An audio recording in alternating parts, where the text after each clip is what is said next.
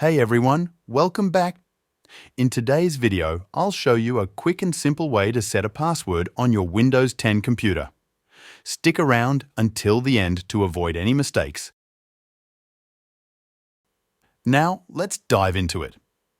The first step is to click on the Start button at the bottom left corner of your screen.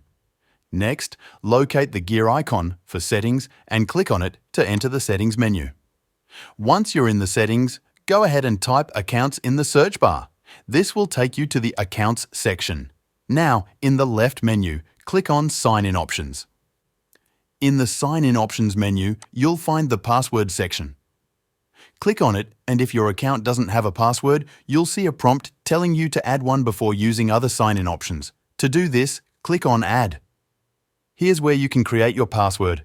Enter a new password and confirm it by typing it again.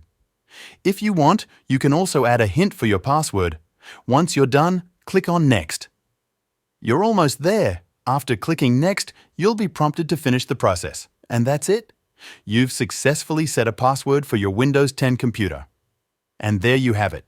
Setting a password on Windows 10 is as easy as that. If you have any questions about the tutorial, feel free to drop them in the comments below. If you found this video helpful, give it a thumbs up and don't forget to subscribe for more tech tutorials. Thanks for watching, and I'll see you in the next one.